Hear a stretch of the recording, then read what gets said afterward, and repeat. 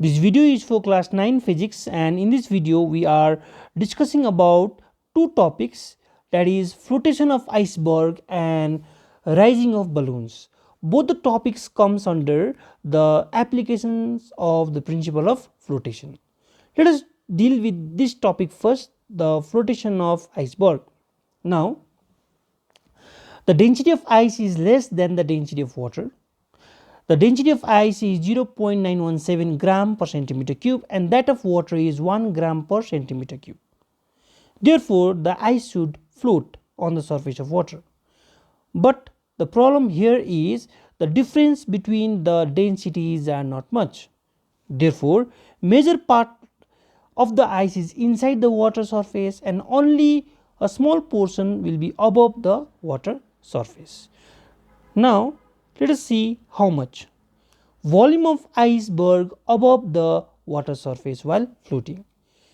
If the total volume of the iceberg is capital V and the volume of the iceberg submerged is small v, then by the principle of flotation we all know this, the weight of the object, or I can say the upthrust acting on the object, is equal to the weight of the object.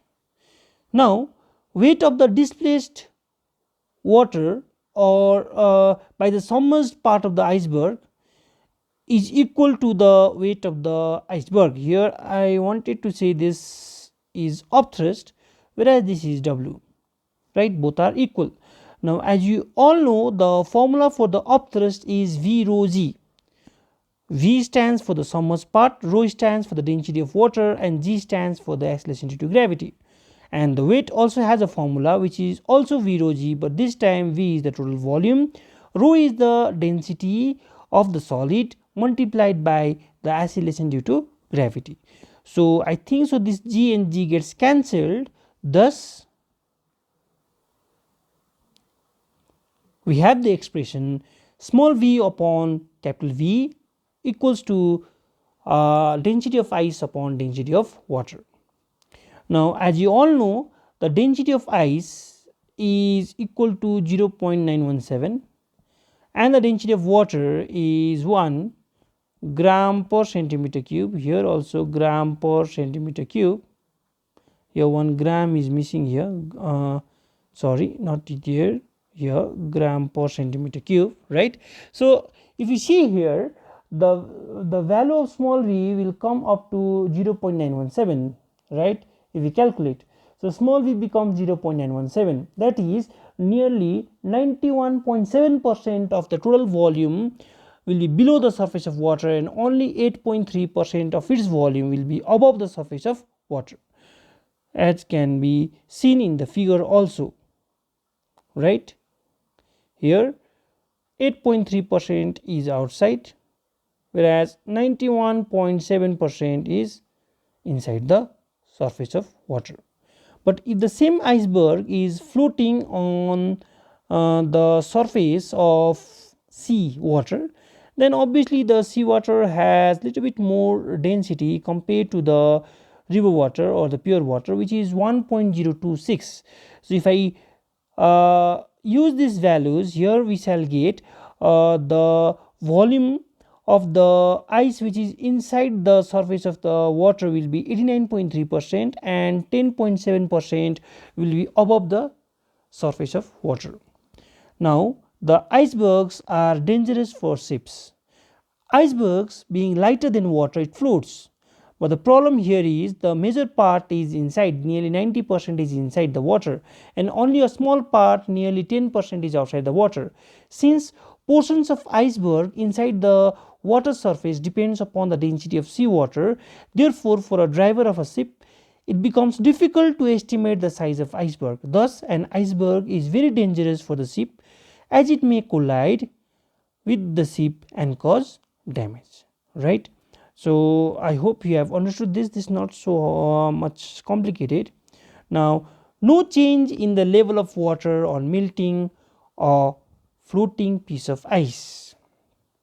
So when a floating ice melts into water, right, it contracts, right, it should contract. by the volume, because as the density of ice was less than that of water, and when it melts it will change into water, the density becomes more because the volume becomes less, right. So it contracts by the volume equal to the volume of ice piece above the water surface while floating on it. Hence the level of water does not change when the ice floating on it melts. So suppose we have a container, we have what we have water, and we have some floating cubes of ice. So when this ice melts, obviously this ice has displaced some amount of water already. So when this ice melts, right, when this ice melts into the water, the volume decreases. So the level of the water in fact does not change. The volume should decrease of the ice, and it has already displaced some amount of water. Hence because of these two reason, the level of water does not decrease, does not go down. Okay. The next topic was rising of balloons. Rising of balloons when a light gas like hydrogen or helium is uh, filled in the balloon, right, whose density is much less than that of air, the weight of the air displaced by the inflated balloon, that is the upthrust, becomes much more compared to the weight of the gas filled the balloon, and it rises up, right. So the balloon will rise up because of the upthrust acting on it, but the balloon does not rise indefinitely, it has to stop at one point. The reason is that the density of air decreases with the altitude, as we have discussed in the atmospheric pressure. Therefore, as the balloon gradually goes up, the weight of the displaced air, that is the upthrust, decreases because of the decrease in the density. It keeps on rising as long as the upthrust on it exceeds its weight, but it stops when the upthrust will be equal to the weight of the balloon. So it does not rise indefinitely, right. So this much for this video. Thank you so much.